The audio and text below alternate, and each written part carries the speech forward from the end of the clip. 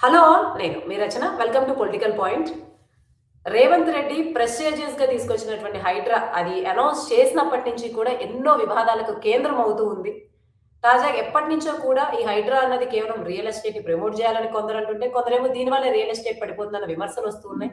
తాజాగా బీఆర్ఎస్ నేత హరీష్ రావు కూడా దీని గురించి విమర్శలు చేశారు. అసలు తెలంగాణ మొత్తంలో రియల్ ఎస్టేట్ కుప్పకూలిపోవడానికి ప్రధాన కారణం రేవంత్ రెడ్డి తీసుకొచ్చిన హైడ్రానే అని చెప్పేసి ఘాటుగా విమర్శించారు. సో, ఈ నేపథ్యంలో రియల్ ఎస్టేట్ అనేది తెలంగాణలో అంటే తెలంగాణ ఫార్మేషన్ నుంచి తీసుకుంటే రేవంత్ రెడ్డి అధికారంలోకొచ్చినాక ఎలా ఉంది? ఓ పక్కనేమో తెలంగాణ రేవంత్ రెడ్డి ప్రభుత్వం చెప్తుంది ఏమిటంటే తాజాగా తెలంగాణ ఇండస్ట్రియల్ ఇన్‌ఫ్రాస్ట్రక్చర్ కార్పొరేషన్ నిర్వహించినటువంటి వేలంపాటలో రాయదుర్గంలో ఎకరం 237 కోట్లకు అమ్ముడుపోయింది. అలాంటప్పుడు నిజంగా రియల్ ఎస్టేట్ పడిపోతే అంత రైజ్ ఉండదు గదా! అని వాళ్ళు వాదిస్తున్నారు. రియల్ ఎస్టేట్ క్రమక్రమంగా పెరుగుతుందా తప్ప తగ్గట్లేదు అనేటువంటి వాదన రేవంత్ రెడ్డి ప్రభుత్వం వినిపిస్తూ ఉంది. సో, ఇందులో ఏది వాస్తవం? రేవంత్ రెడ్డి ప్రభుత్వం వచ్చిన తర్వాత రియల్ ఎస్టేట్ పెరిగిందా? కుప్పకూలిందా? బీఆర్ఎస్ ప్రభుత్వం నుంచి రియల్ ఎస్టేట్ రంగం ఎలా ఉంది? దీని గురించి మనతో డీటెయిల్‌గా మాట్లాడడానికి ఇద్దరు ప్యానలిస్టులు ఉన్నారు. ముందు కృష్ణకుమారి గారు సోషల్ యాక్టివిస్ట్ అలాగే రియల్టర్. ఇంకొకరు నంది రామేశ్వరరావు గారు founder and CEO of oxygen. So, ముందు రామేశ్వరరావు గారు మీతో మొదలు పెడదాం. మీరు చెప్పండి. హైడ్రాకి, రియల్ ఎస్టేట్‌కి ఎంత వరకు సంబంధం ఉందని మీరు అనుకుంటున్నారు? అంటే అసలు ఇది లింక్ చేయాల్సిన అంశమేనా? బీఆర్ఎస్ కావాలని ప్రతిపక్షంగా చేస్తుందనుకుంటున్నారా? మీ అభిప్రాయం ఏంటి? Hydraa is high drama. Hydraa is high drama అంటున్నా. అంతే అంటారు. ఎందుకంటే దాదాపు తెలంగాణలో 10-20 సంవత్సరాలు 30 సంవత్సరాల నుండి 2000 చెరువులు దాదాపు ఉన్నాయి మన దగ్గర. ఆ 2000 చెరువులు కాస్త 700-800 చెరువులు అయిపోయినాయి.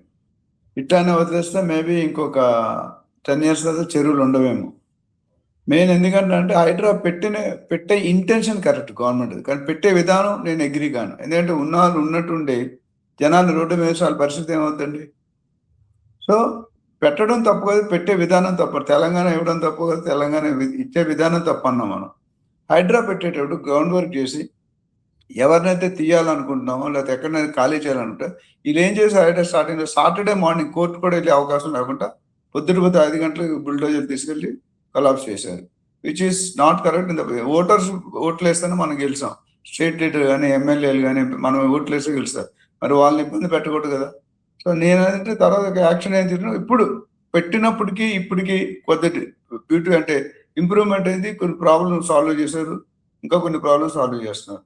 అదే కోలుగొట్టినప్పుడు వాళ్ళ బ్యాంక్ లోన్ ఉంది, హెచ్ఎండిఏ డిటిసి ఉంది, రేరా ఉంది, అన్నీ ఉన్నప్పుడు మరి ఎందుకు కొడుతున్నారు? బయర్ డబ్బులు కట్టి అది కరెక్ట్. సో దానివల్ల ఇబ్బంది రివల్యూషన్ అయిపోయింది. ఇప్పుడు మాత్రం జవహర్ నగర్లో ఎక్కడో 1000 ఎకరాల భూమి తీసుకొని అక్కడ ఆల్టర్నేట్ ఇస్తాం, డబుల్ బెడ్రూమ్ ఫ్లాట్ ఇస్తాం అని కొన్ని కరెక్టివ్ యాక్షన్ తీసుకున్నారు. సో తీసుకునే విధానంలో we have to see the degree. And తీసే ముందు వాడు అర్హత ఉందా లేదా, ఎవరు తప్పు ఉంది? బిల్డర్ తప్పు ఉంది, పర్మిషన్ ఇచ్చిన డిటిసి హెచ్ఎండి తప్పు ఉంది, రేరా బ్యాంక్ 4 అవకాశాలు ఉన్నాయి. ఈ 4 ఉన్న వాళ్ళకి మీరు ఎందుకు కొలగొడుతున్నారు? So that is not correct. So long term లో it's intention is good, but Hyderabad వల్ల ఇంపాక్ట్ ఆఫ్ రియల్ ఎస్టేట్ అనేది చాలా పడింది. మేడం ఒప్పుకుంటారు దానికి. ఇంపాక్ట్ అనేది చాలా పడింది. ఎందుకంటే రెవెన్యూ లాస్, ఇప్పుడు రెవెన్యూ కూలగొట్టేస్తున్నారు, వాళ్ళు రోడ్ మీద పడేస్తున్నారు. మరి పర్మిషన్ ఇచ్చిన ఆఫీసర్లు అందరి పరిస్థితి ఏంటి? Why are we finalizing the buyer? Buyer ఏం తప్పు చేయలేదు, అన్ని పర్మిషన్ ఫాలో అయ్యి వీళ్ళకి తీసుకుని కట్టేది 10 సంవత్సరాలు 20 సంవత్సరాలు ఉంటున్నారు. అప్పుడు సడన్ గా మీరు ఎలా వచ్చిందండి?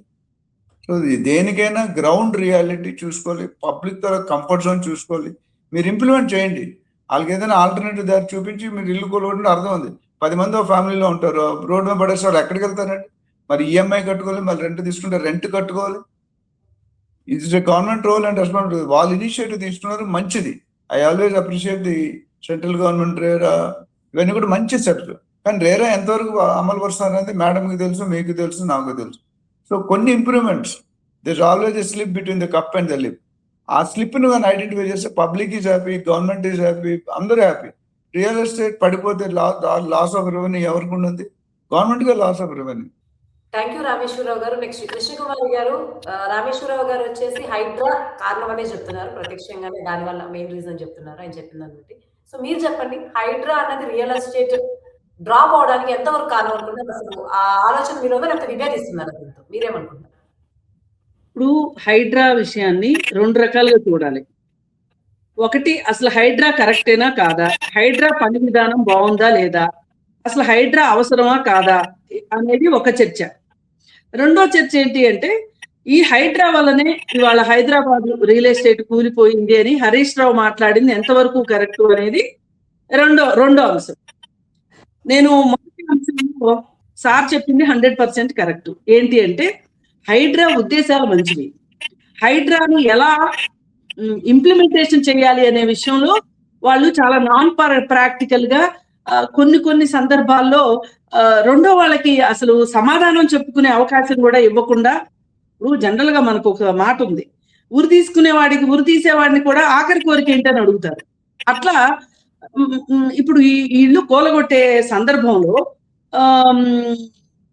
ఒక బయ్యరు, లెజిటిమేట్ బయ్యరు కి ఏమి హక్కులు ఉండవా అనే పరిస్థితి తీసుకొచ్చి అంటే కొన్ని క్వశ్చన్ మార్క్స్ వదిలారు స్టార్టింగ్ లో. సరే, ఏదైనా ఒక కొత్త పథకం తీసుకొచ్చినప్పుడు స్టార్టింగ్ లో కొంచెం టీచర్స్ ప్రాబ్లం అన్నట్లు ఉంటాయి, మౌత్ థియేటర్స్ లా ఉంటాయి. కానీ ఈ నెమ్మదిగా దాన్ని ఓవర్కమ్ అవుతున్నారని అనిపిస్తుంది ఇప్పుడు. ఇది హైడ్రాకి సంబంధించి ఒక రకంగా హైడ్రా అనేది చాలా చాలా అత్యవసరమైన విషయము, చాలా అవసరమైన విషయము, సొసైటీకి చాలా మంచి చేస్తుంది, ఒక మంచి వ్యవస్థ. ఇంకా పని విధానంలో కాస్త నలుగురిని పిలిచి ఎవరెవరు ఏమేమి సలహాలు ఇస్తారో తీసుకుని, అంటే ఇంత పెద్ద కార్యక్రమం చేసేటప్పుడు సూచనలు సలహాలు చాలా అవసరం. ఇవాళ ఒక బిల్లు తీసుకురాబోతున్నారు స్మార్ట్ అని, అది తీసుకొచ్చేటప్పుడు ఏమడిగారు, మీ సలహాలు సంప్రదింపులు మీ అభ్యంతరాలు ఏమైనా ఉంటే చెప్పండి అని చెప్పి ఇచ్చారు నోటిఫికేషన్. అట్లా ఒక రకంగా అలా చేసి ఉండాల్సింది. సరే, ఇప్పటికైనా సరే అలాంటి ధోరణి ఉందా అని అనిపిస్తుంది ఒక్కొక్కసారి. సరే, ఎనీవే మనం హైడ్రాని కాదనలేము, అదొక వ్యవస్థ. మనం కోరుకునేది ఏంటి అంటే అది చట్టబద్ధంగా కాస్త ప్రజలను కూడా కలుపుకుని పోయేటట్లు చేయడం దాని విధానం. ఇక హైడ్రా వల్ల రియల్ ఎస్టేట్ కి ఇబ్బంది జరిగిందా అంటే మటుకు అది కరెక్ట్ స్టేట్మెంట్ కాదు. హరీష్ రావు గారు దాన్ని ఒక పొలిటికల్ స్టేట్మెంట్ లా ఇచ్చారు తప్పితే అది వాస్తవమైన స్టేట్మెంట్ కాదు. ఎందుకనంటే ఇవాళ హైదరాబాద్ లో రియల్ ఎస్టేట్ ఈ విధంగా ఉండటానికి అంటే డౌన్ ఫాల్ లో ఉంది. ఒక్క హైదరాబాద్ లోనే లేదు, ప్రపంచం అంతా ఉంది ఈ డౌన్ ఫాల్ లో. మరి ఇలా ఉండటానికి కారణం ఏంటి మనం ఆలోచిస్తే కనుక అంతర్జాతీయ పరిస్థితులు, ఆర్థిక మాంద్యం కావచ్చు, యుద్ధాల వల్ల వచ్చిన ఇబ్బంది కావచ్చు, ఈ యుద్ధం వల్ల వచ్చిన ఈ పెట్రోల్ సంక్షోభం కావచ్చు, వీటన్నిటి వల్ల కాస్త ఆర్థిక వ్యవస్థ దెబ్బతింటం వల్ల ప్రజల్లో కొనుగోలు శక్తి, అలాగే రియల్ ఎస్టేట్ బిజినెస్ చేసే వాళ్ళల్లో కూడా పెట్టుబడి పెట్టే అవకాశము తగ్గటము, అలాగే మనకి ఫారిన్ డైరెక్ట్ ఇన్వెస్ట్మెంట్స్ ఏవైతే ఉన్నాయో ఎఫ్డిఐలు వాళ్ళు పెట్టిన పెట్టుబడిని ఉపసంహరించుకుంటున్నారు ఒకటి. అలాగే దేశీయంగా ఉన్న పారిశ్రామికవేత్తలు కూడా, అంటే రియల్ ఎస్టేట్ లో పెట్టే వాళ్ళు కూడా ఇప్పుడు వేరే దేశాల్లో అవకాశాలు చూసుకుందాం అనే ఒక ఆలోచనలో ఉన్నారు. మరి ఈ కారణాలన్నీ ఒక పక్కన ఉండగా గత ప్రభుత్వం తీసుకున్న నిర్ణయాల వల్ల కూడా ఈవేళ రియల్ ఎస్టేట్ ఈ విధంగా ఉందని చెప్పొచ్చు. ఏంటి అంటే ఇవాళ హై రైజ్ అపార్ట్మెంట్స్ లో చాలా ఫ్లాట్స్ ఖాళీగా ఉన్నాయి. ఇది అందరూ చెప్తున్నారు, ఇది వాస్తవం కూడా. ఎందుకు ఇన్ని ఖాళీ ఉన్నాయి అని అనుకుంటే గనక, అంతకు ముందు ఒక ఎకరంలో ఎన్ని ఫ్లాట్స్ కట్టొచ్చు అనే దానికి కేటీఆర్ గారు కొన్ని ఎక్కువ రెట్లు పర్మిషన్ ఇచ్చారు. ఈ ఇవ్వటం వల్ల ల్యాండ్ రేటు పెరిగింది, కానీ అందులో కట్టే అపార్ట్మెంట్లు కొనుగోలు శక్తి అంటే ఎక్కువ వచ్చేసినాయి మార్కెట్ లోకి. ఎప్పుడైనా సరే సప్లై అండ్ డిమాండ్ ప్రకారం చూసుకుంటే గనక ఎక్కువ సప్లై ఉంటే డిమాండ్ తగ్గుతుంది. ఎప్పుడో అంత ఎక్కువ సప్లై ఉండకూడదు, అంత ఫ్లో ఉండకూడదు మార్కెట్ లో. దీనివల్ల ఇవాళ చాలా ఫ్లాట్స్ ఆగిపోవటానికి, ఆ ఆగిపోయిన ఫ్లాట్లలో పెట్టిన పెట్టుబడులు తిరిగి తీసుకోలేక పెట్టుబడిదారు అంటే వ్యాపారస్తులు చాలా గిజగిజా కొట్టుకుంటున్నారు. ఇవాళ ఒక రకంగా ఫ్లాట్ కొనని కస్టమరు అంటే వినియోగదారుడు సేఫ్ గా ఉన్నాడు ఇవాళ. ఇది ఒక రకంగా సెల్లర్స్ మార్కెట్ కాదు, బయ్యర్స్ మార్కెట్ లాగా తయారవటానికి కారణం కేటీఆర్ గారు తీసుకున్న నిర్ణయం. వాళ్ళు ఎకరం 100 కోట్లకు అమ్మాలి అని కోకాపేటలో అనుకుని ఉండటం వల్ల ఏమైపోయింది, వాళ్ళు మీరు ఎస్ఎఫ్టీ ఎంతైనా పైకి వెళ్ళండి, మీ ఇష్టం వచ్చినంత పైకి వెళ్ళండి అన్నారు. పైకి వెళ్ళేసరికి ఫ్లాట్లు ఎక్కువ వచ్చేసి మొదట్లో గేటెడ్ కమ్యూనిటీస్ అనే ఒక హుషారులో బాగా ఫిక్స్ చేసుకున్నారు. కానీ తర్వాత కస్టమర్స్ ఆలోచిస్తే ఏమర్థమైందంటే అన్డివైడెడ్ షేర్ చాలా తక్కువ వస్తుంది, మనకి ఫ్యూచర్ లో చాలా కష్టాలు వస్తాయి. ఇవన్నీ ఆలోచించి ఇవాళ మానేశారు. ఇన్ని రీజన్స్ ఉన్నాయి ఇవాళ రియల్ ఎస్టేట్ ఇలా ఉండటానికి. దానికి హైడ్రా ఒక్కటే కారణం అని హరీష్ రావు గారు మాట్లాడడం నాకు కొంచెం విడ్డూరంగా ఉంది. ఇదంతా రాజకీయ నినాదం తప్పితే వేరే కాదు. అంతర్జాతీయ పరిస్థితులు కాస్త సర్దుమణిగి కొంచెం క్యాష్ ఇన్ఫ్లో పెరిగితే గనక కాస్త ఉద్యోగాలు పోతాయి, ఈ ఏఐ వల్ల ఉద్యోగాలు పోతున్నాయి అనే ఒక సౌండ్ ఎక్కువైంది. ఇప్పుడు అది కూడా తగ్గుతుంది అని అంటున్నారు. ఏఐ ప్రభావం వల్ల చాలా మంది ఏఐ ప్రభావితం చేస్తుంది అనుకున్నాయి కూడా కాదు అని చెప్పి ఇప్పుడు కొంతమంది మళ్ళీ ఎంప్లాయీస్ నే తీసుకుంటున్నారు ఏఐ వల్ల కాదు అని. అందుకని మళ్ళీ రియల్ ఎస్టేట్ బాగుంటుందని ఆశిస్తున్నాను. పైగా ఇవాళ హైదరాబాద్ కి ఎప్పుడు కూడా అవకాశాలు బాగుంటాయి. హైదరాబాద్ ప్రత్యేకత అది ఒక రకంగా. నాకైతే ఆశాభావం ఉంది. కొంచెం ఇవన్నీ గుర్తుపడితే కనుక మళ్ళీ real estate. Okay, next coming to Rameshwar Rao గారు, మీరైతే కంప్లీట్ గా హైడ్రా వల్లే అన్నారు. కృష్ణకుమారి గారు ఇది అసలు బీఆర్ఎస్ పార్టీలో కేటీఆర్ చేసినటువంటి అప్పుడు హై రైజ్ బిల్డింగ్స్ లో తీసుకున్న నిర్ణయం వల్లని కృష్ణకుమారి గారు తెలిసారు. సో ఫైనల్ గా వన్ క్వశ్చన్ మీ ఇద్దరికి, ఇప్పుడు ఉన్నటువంటి పరిస్థితుల్లో చుట్టూ ఉన్నటువంటి అనిశ్చితి కావచ్చు, ఇక్కడ ఉన్న ఇంకొకటి హైడ్రా అని మీరు అంటున్నారు కాబట్టి ఈ నేపథ్యంలో ఇంకెంత కాలంలో రియల్ ఎస్టేట్ పుంజుకునేటువంటి అవకాశం ఉంది? మీరు రామేశ్వరరావు గారు మీరైతే పర్టికులర్ గా ఈ పాయింట్ స్పెసిఫై చేయండి. హైడ్రా వల్ల ఎంత పర్సంటేజ్ అంటే అప్రాక్సిమేట్ గా ఎంత రియల్ ఎస్టేట్ మీ అబ్జర్వేషన్ ప్రకారం డ్రాప్ అయిందని మీరు అనుకుంటున్నారు? ఇప్పుడు ఏ చర్యలు తీసుకుంటే, లేకపోతే రానున్న కాలంలో ఎలాంటి మార్పులు వస్తే రియల్ ఎస్టేట్ పుంజుకునే అవకాశం ఉందని అనుకుంటున్నారు? రామేశ్వరరావు గారు ఫస్ట్ మీరు చెప్పండి. మంచి క్వశ్చన్ అమ్మా. కృష్ణకుమార్ గారు చెప్పిన దాంతో 90% ఏకీభవిస్తాను. ఎందుకంటే రియల్ ఎస్టేట్ డమాల్ అవ్వలేదు, రియల్ ఎస్టేట్ పడిపోలేదు, రియల్ ఎస్టేట్ కొంపకెళ్ళేరు అవ్వలేదు. మందగుడి స్లో డౌన్ అయింది. నేను ఇందా చెప్పిన దానికి ఇంపాక్ట్ ఇనీషియల్గా ఉంది, తర్వాత రాను కరెక్టివ్ స్టెప్స్ తీసుకున్నారు. ఇప్పుడు చాలా బెటర్. మొదటి దానికంటే ఇప్పుడు in front there is crocodile festival, ముందు మొసళ్ళు పండుగ. ఎందుకంటే హైదరాబాద్ అనేది పార్ట్ ఆఫ్ దిస్ నా ఒపీనియన్ ప్రకారం. బట్ మిగతా కండిషన్ అంటే ఇప్పుడు తెలంగాణలో కొనేవాళ్ళు తెలంగాణ వాళ్ళు మాత్రం కొనరు, గుర్తుపెట్టుకోండి. Entire rest of India is looking Hyderabad as a global real estate destiny. Maybe madam ఒప్పుకోవచ్చు. హైదరాబాద్ ఉన్న విసురుబాటు మిగతా ఏ సిటీకి లేదు ఇండియా. ఎందుకంటే ఇండియాలో మన ఎస్పెషల్లీ హైదరాబాద్లో చూసుకుంటే 4 పక్కల ఈస్ట్ వెస్ట్ సౌత్ నార్త్ జోన్లో 100 కిలోమీటర్లు 125 కిలోమీటర్లు వెంచర్లు పడుతున్నాయి. కాకపోతే వెస్ట్ సైడ్ పెరిగినంత హైప్ మిగతా సైడ్లు పెరగలేదు. ఒకప్పుడు విజయవాడ హైవే టాప్లో ఉండేది 30 years నేను కెరియర్ స్టార్ట్ చేసినప్పుడు. కానీ ఈరోజు విజయవాడ హైవే నామకే వస్తే కూడా లేదు.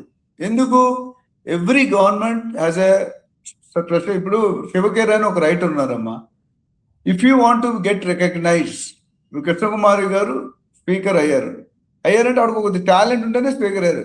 ఇప్పుడు నేను 6000 వీడియోస్ మాట్లాడాను, 35 channel including satellite and YouTube. Krishnakumari బాగా తెలుసు.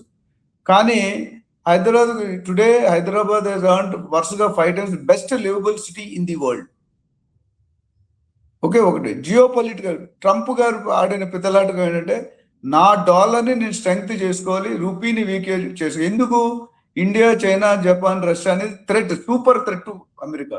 ఒక్కసారి అమెరికాని ఒకళ్ళు ఎవరైనా సర్పాస్ అయితే అమెరికా వాళ్ళు మగ్గం ఎక్కడ పెట్టుకుంటాడు ట్రంప్ గారు. సో అదొక పాయింట్.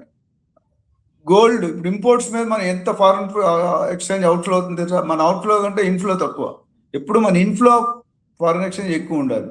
సో మనం ఏం చేస్తాం, ముఖ్యంగా క్రూడ్ ఆయిల్,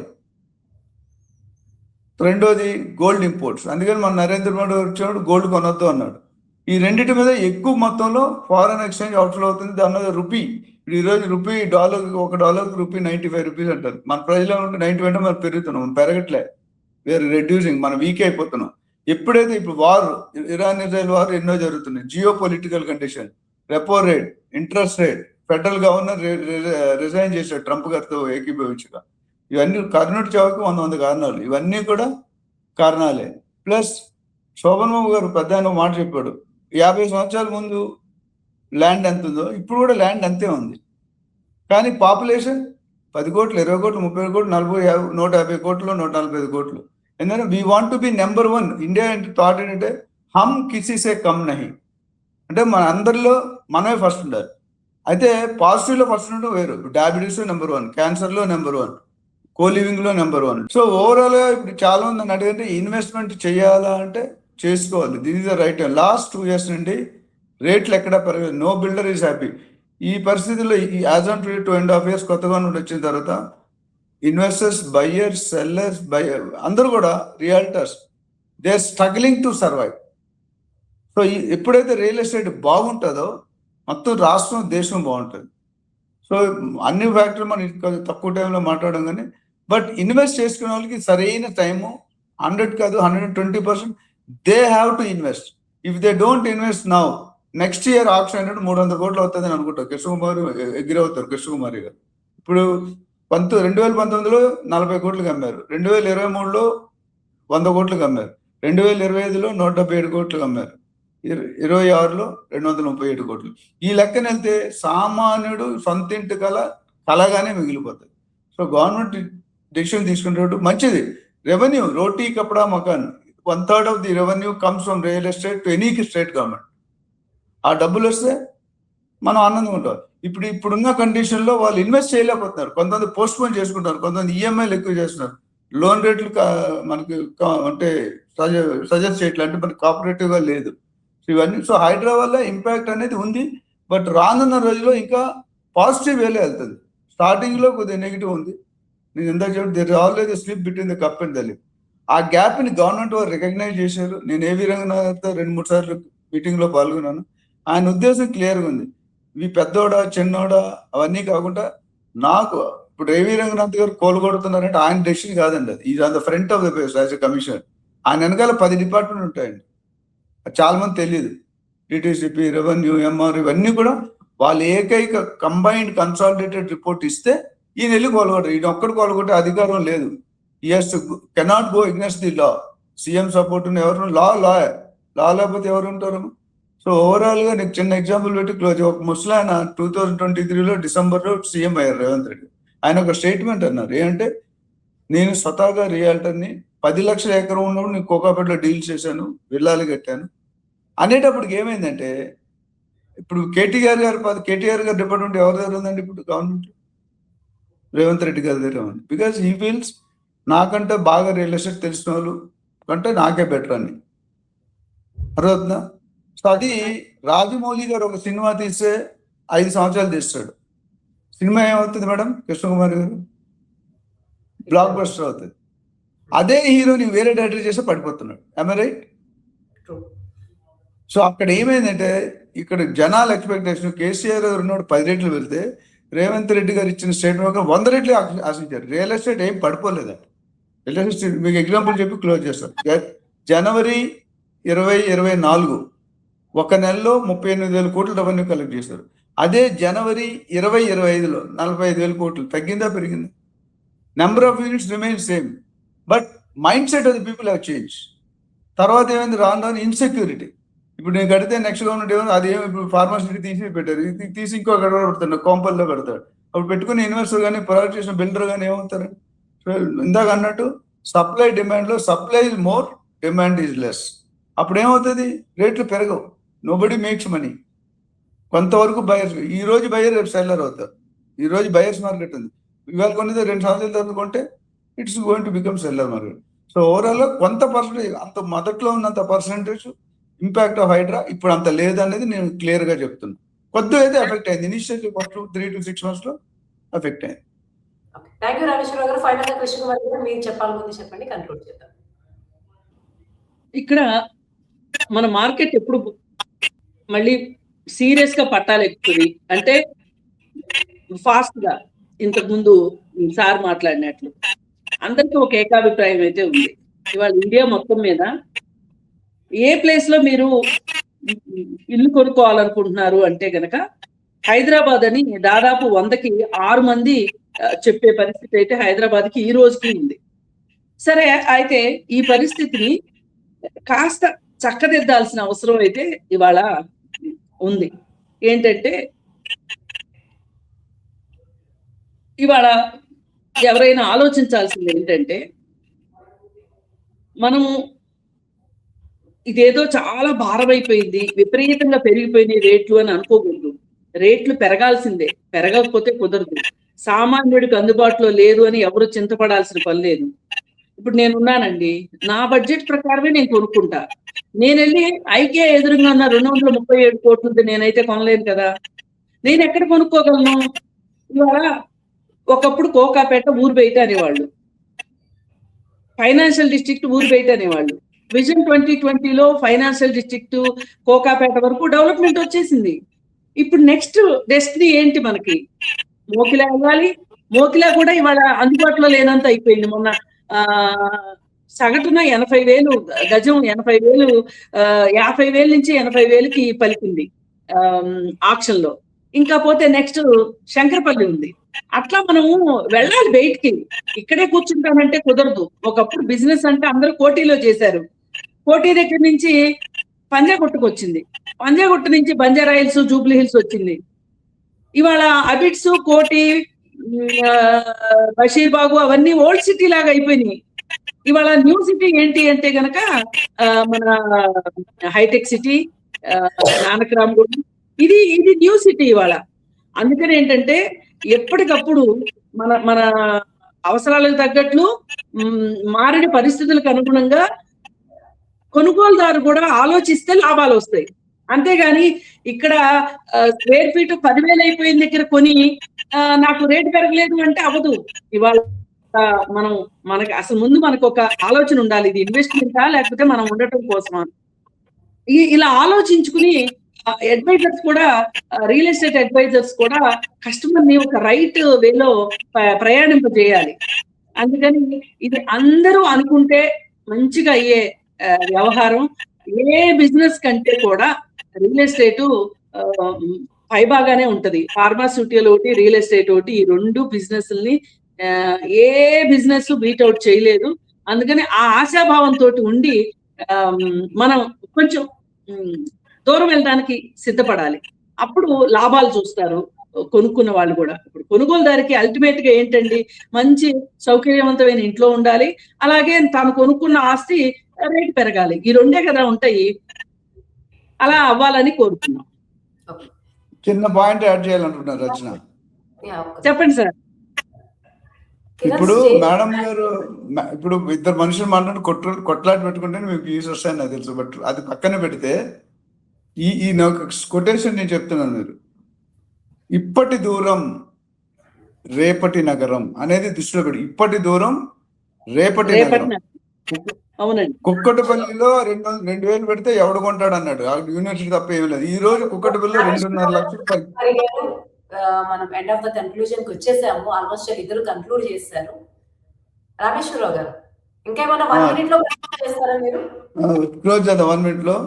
సో నేను అన్నది ఏంటంటే, మీరు ఇంకేమైనా కన్క్లూడింగ్ స్టేట్మెంట్ ఇవ్వాలనుకుంటే అది ఒకటే చెప్తాను. ఇప్పటి దూరం రేపటి నగరం. ఎంత దూరంగా కొనుక్కుంటే అంత తక్కువ లాభం వస్తుంది, అంత ఎక్కువ లాభాలు వస్తుంది. ఇప్పుడు ఎవరైతే 1,00,000, 2,00,000 పెట్టి కొన్నారో వాడి నేను బంజారా హిల్స్ ఉంటారు 2 4 లక్షలు ఉంది గజం. ఇప్పుడు కొనుక్కుంటే 5 సంవత్సరాలు 4,20,000 అవుతుంది. అదే 20,000లకు మీరు షాద్ నగర్ లో కొనుక్కుంటే ₹1,00,000 అవుతుంది. So wherever you're buying at a low price, your benefit to the buyer is very high. So దీంతో మీరు టైం లేదు, మళ్ళీ మాట్లాడడం క్లోజ్ చేస్తాను. మేడం కరెక్టే కదా? మేడం కరెక్టే కదా నేను చెప్పింది? 100%. థ్యాంక్ యూ కృష్ణ గారు డిస్కషన్ లో పార్టిసిపేట్ చేసినందుకు. ఓవరాల్ గా హైడ్రా ఎఫెక్ట్ అయితే మైనర్ గానే ఉందని మీ ఇద్దరు చెప్తున్నారు. సో రానున్న కాలంలో ఆశాభావం ఉందని కూడా చెప్తున్నారు. Thank you so much. ఇద్దరితో చర్చ ముగిద్దాం. Thank you.